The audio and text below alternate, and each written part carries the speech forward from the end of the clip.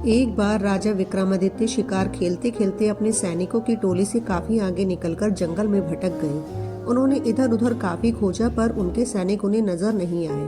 उसी समय उन्होंने देखा कि एक सुदर्शन युवक एक पेड़ पर चढ़ा और एक शाखा से उसने एक रस्सी बांधी। रस्सी में फंदा बना था, उस फंदे में अपना सर डालकर झूल गया। विक्रम समझ गए कि युवक आत्महत्या कर रहा है। उन्होंने युवक को नीचे से सहारा देकर फंदा उसके गले से निकाला तथा उसे समझाया कि आत्महत्या कायरता है और अपराध भी है। इस अपराध के लिए राजा होने के नाते वे उसे दंडित भी कर सकते हैं।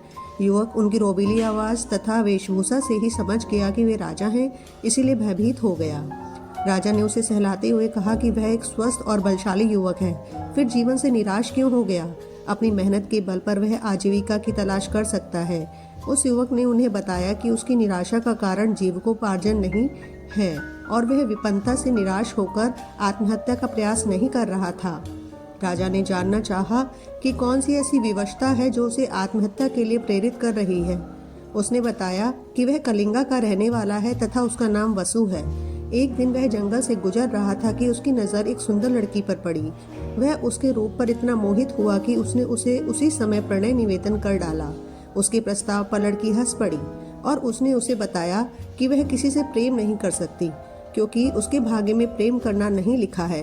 दरअसल वह एक राजकुमारी है जिसका जन्म ऐसे नक्षत्र में हुआ कि उसका पिता ही उसे कभी नहीं देख सकता। अगर उसके पिता ने उसे देखा तो तत्क्षण उसकी मृत्यु हो जाएगी।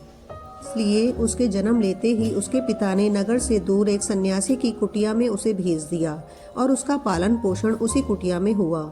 उसका विवाह भी उसी युवक से संभव है जो असंभव को संभव करके दिखा दे। उस युवक को जिसे मुझसे शादी करनी है, खोलते तेल के कढ़ा में कूदकर जिंदा निकलकर दिखाना होगा। उसकी बात सुनकर वसु उस कुटिया में गया जहां उसके निवास था। वहां जाने पर उसने कई अस्थि पंजर देखे जो उस राजकुमारी से विवाह के प्रयास में खोलते कढ़ा के तेल में कूदकर अपनी जानों से हाथ धो बैठे थे। वसु की हिम्मत जवाब दे गई। वह निराश होकर वहां से लौट गया। उसने उसे भुलाने की लाख कोशिश की पर उसका रूप सोते जागते उठते बैठते हर समय आंखों के सामने आ जाता था। उसकी नींद उड़ गई। उसे खाना पीना अच्छा नहीं लगता। अब प्राणांत कर लेने के सिवा उसके पास कोई चारा नहीं था। विक्रम ने उसे समझाना चाहा कि उस राजकुमारी को पाना सचमुच असंभव है, इसलिए वह उसे भूलकर किसी और को जीवन संगनी बना ले। लेकिन युवक नहीं माना।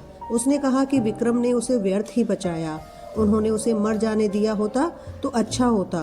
विक्रम ने उससे कहा कि आत्महत्या पाप है और यह पाप अपने सामने वह नहीं होता देख सकते। उन्होंने उसे वचन दिया कि वे राजकुमारी से उसका विवाह कराने का हर संभव प्रयास करेंगे। फिर उन्होंने माँ काली द्वारा प्रदत्त दोनों बेतालों का स्मरण किया।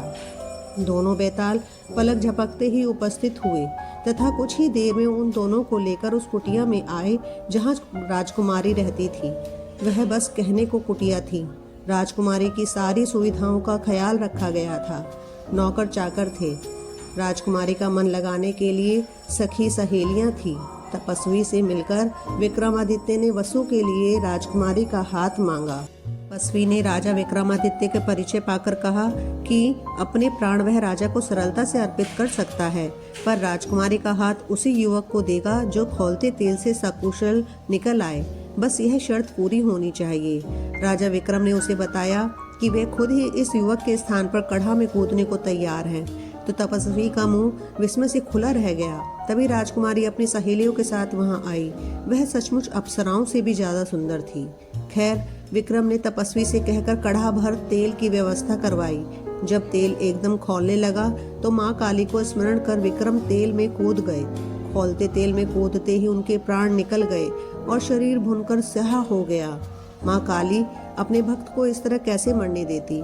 उन्होंने बेतालों को विक्रम को जीवित करने की आज्ञा दी। बेतालों ने अमृत की बूंदें उनके मुंह में डालकर उन्हें जिंदा कर दिया। जीवित होते ही उन्होंने वसु के लिए राजकुमारी का हाथ मांगा। राजकुमारी के पिता को खबर भेज दी गई और दोनों का विवाह धूमधाम से संपन्न हुआ। इतना कहकर प्रभावती खामोश हो गई। राजा भोज समझ गए कि विक्रम के अतुलनीय त्याग का उसके पास कोई जवाब नहीं है और वो सिंहासन पर बैठने के लिए आगे कदम न बढ़ा पाए और आज भी वापस चले गए।